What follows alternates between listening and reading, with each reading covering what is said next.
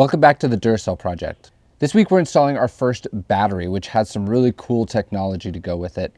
My mom also came by to help with a small project that made a huge visual difference. And then I also wired in the inverters, and I got some great tips from friends that made the installation a lot better. Today we're actually going to be installing our first battery. Now this is actually a dummy battery, which means that it's empty, but Solid State Marine, a relatively new battery company, has agreed to help us with our 24-volt battery bank, the buffer bank as Mike likes to call it. This is extremely exciting because Solid State Marine is a really interesting company. They make a really interesting product. This is a lithium battery, but it's a solid state battery, which means there's no liquid electrolyte inside the battery. It's all solid. This means that they're higher energy density, they're lighter, but most importantly, they're safer than any of the other batteries. A lot of people are weary of lithium ions because there's worry of thermal runaway, all these other things, whereas Solid State Marine has done tons and tons of testing on these batteries, and you can go and watch. They have a great website where you can go and watch a lot of this testing that they've done on the batteries and see how safe they are. You can drill a hole right through these things and it won't catch on fire, which is really cool. Here are some very boring videos of Solid State Marine torturing their batteries. No explosions, no fires, boring.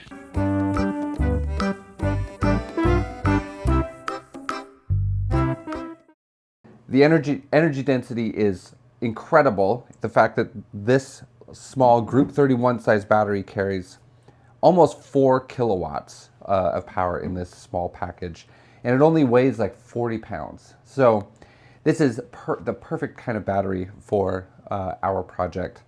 And today what we're gonna do, like I said, this is a dummy that they sent me so that I can fit it in the space, make sure, get all my wires, my cables cut to the right length so that when the real battery arrives, I can just plug it and play it. So we're gonna get this thing installed.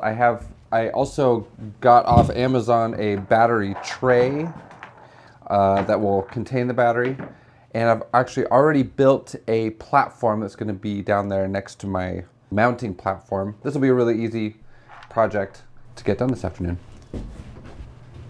This is my little battery platform that I made. It's just made out of an Endura panel.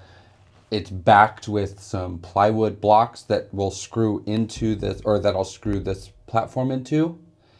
And that way, you know, if the boat ever gets, you know, inverted or even heels more than like 30 or 40 degrees, the battery won't fall out of its position.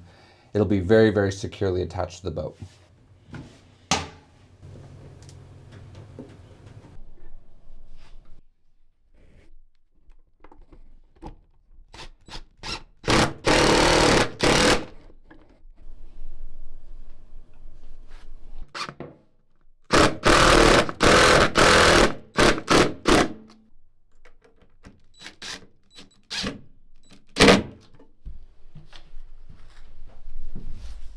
Not. Got me? Oh, thank you.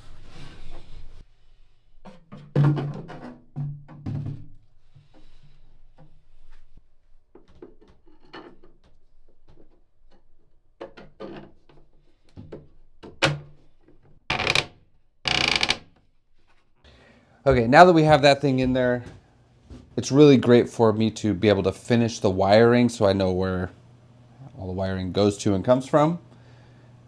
I think it's going to work really well in that space. So it's an easy little project this afternoon.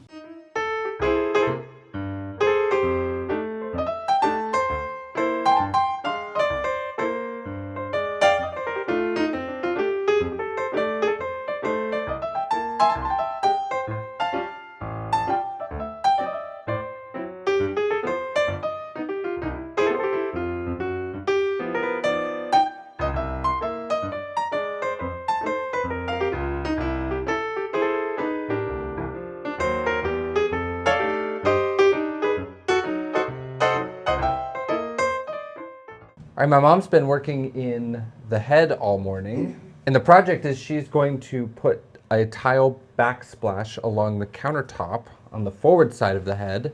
We've been thinking about this one for a long time, and I've done a few test pieces because I wasn't sure. I want to make sure that the tiles can flex with the boat if the boat does any flexing as we're like sailing hard upwind and bashing into wind and waves and stuff. This is Total Boats 52 million. It's an adhesive sealant. It's basically a permanent bond. But it's also very flexible. And so like I said, I did a couple test pieces where I glued tile to some Edura panel, some fiberglass panel, and it seems to stick really, really well. And so my mom cut the tiles, she masked out the area and sanded it down, and we're just about ready to glue this stuff on. So yeah, like I said, this is Total Boats 52 million. This is the fast cure version. It still takes like a day or more to cure, but it's really nice because we'll just be able to put the sealant, the adhesive sealant on with a trowel, and then stick the tiles up, and they just stay put. So later, after this stuff is cured, we'll come back and grout it. Ready?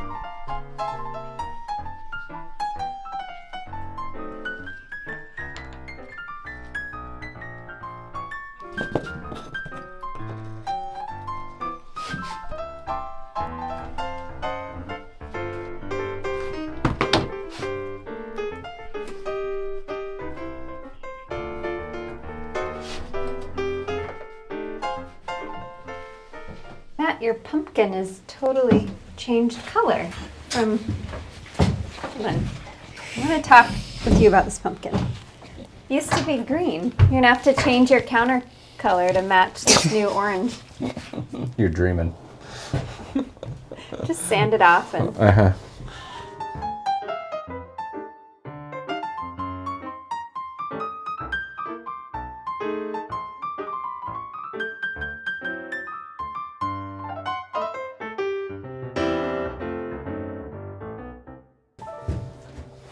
It's looking pretty good.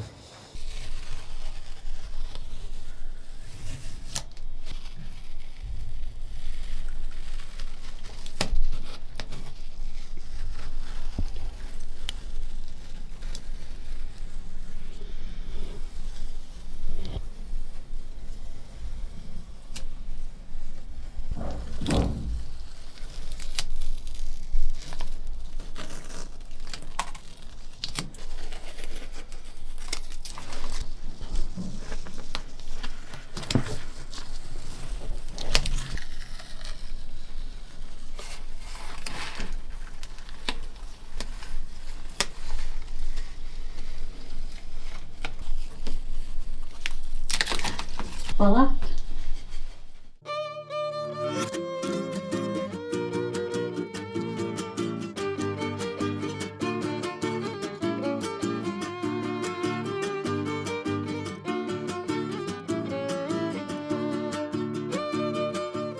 So this is a fun little trick thing that my friend Jacob actually showed me that they do at a local electrical installation place.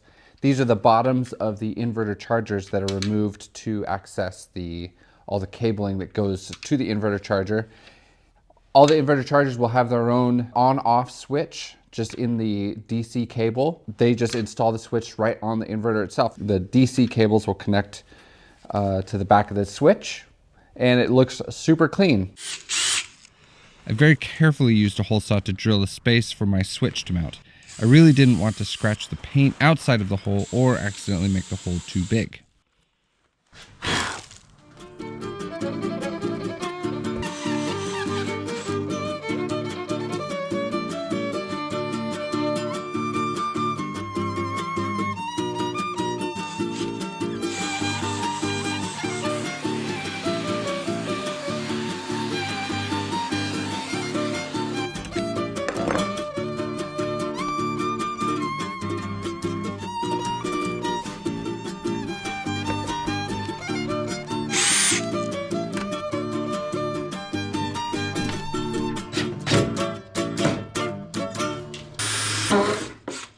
I decided to run all my cables after this fuse holder on the back side of the bulkhead because it would be much cleaner and there's lots of space behind it.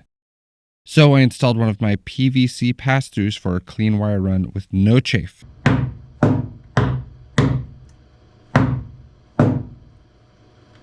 So we're back here in the engine room. I'm working on the inverters, the multi-plus-2s that Fisheries supplied. And you saw me install the switches that go on these cover panels. These cover panels cover all the wire connections that go to the inverters.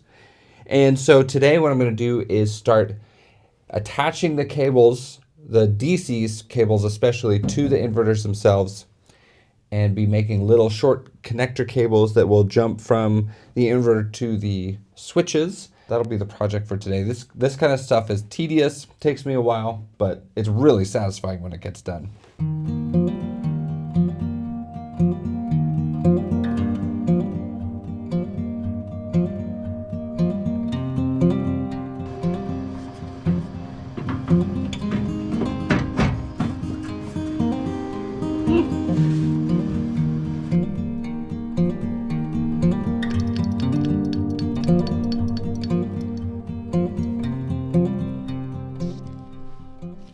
Mike recommended these scissors to me. These are Nipex brand scissors, but they can cut wire. Check this out. This is 6 gauge. This is 6 gauge cable. Pretty amazing. I think they're awesome. They're very, very sharp. I'm speechless. Speechless. I'm sure you are.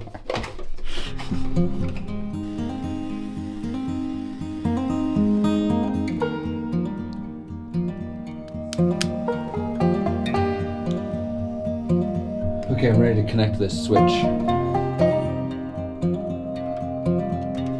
right, so I'm ready to install the switch. This is going between the inverter. On the positive side, it's going between the inverter and the fuse. So it's just a little tough because I gotta connect the wires and then the cover goes on. All right, looks like that fits. So I'm going to hook up the AC wires coming off of the inverters next.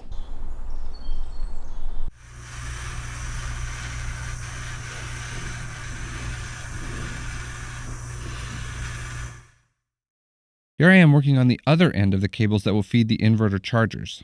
They are coming off of the secondary Victron distribution in the quarter berth. I'm sure that some of you are wondering how these cables can be this small, and the answer is 48 volts. The higher voltage, the lower the amperage for the same power. A 12 volt, 3000 watt inverter will pull 250 amps, where a 48 volt inverter at the same wattage will only pull 63 amps. In general, a lower amperage through a cable means a smaller gauge wire. This is the big advantage with going higher voltage. There's less copper wiring, which translates to a lighter boat and less expensive wiring.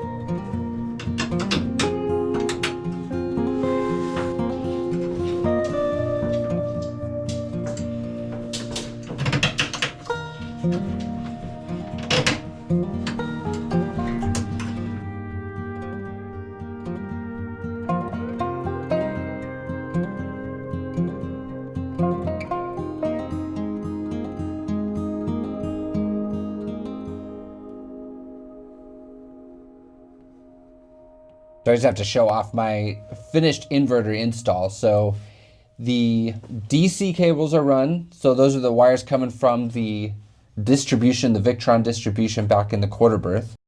Each one has its own set of cables feeding it. And so that is for if we are inverting. So if the stove is on, there's power coming from the batteries through the inverter to power the stove. Or if we're charging, for instance, when we're plugged into shore power, there's AC electricity coming into the inverter, and then it's charging the batteries the other direction. And so Those DC cables are fused, and that's what these T-class fuses are. They're on the side for, and they're actually fused on both ends because the current can run both ways. The other really cool thing is the switches that are installed directly onto the inverters themselves. My friend Jacob turned me onto this idea, and I'm really, really happy with how it turned out. The other thing to point out is that all the cables I passed through this wall so that the service loops are on the other side of the wall, and it looks a lot cleaner on this surface for installing other things. So it's not cluttered up with a bunch of cables and stuff like that. So I'm really happy with how that turned out. Again, this inverter is for the stove by itself, and so there's really only one load on this inverter. And then these two inverters are for charging, and then one of them is going to be for the house AC loads. We don't really need much more than 3 kilowatts for running everything 120 AC related inside the boat. If one of these ever goes down, we can just switch that cable over to the other one and use that. So a little bit of redundancy there. I said that this is done, but in fact, I still need to install a grounding cable as well as the communication cables. But the major stuff is done for now.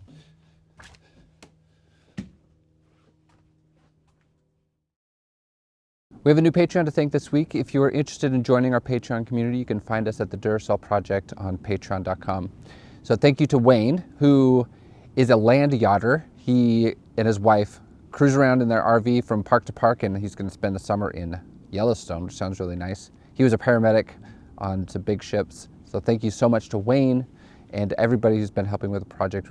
We really couldn't do it without you, and we'll see you next week.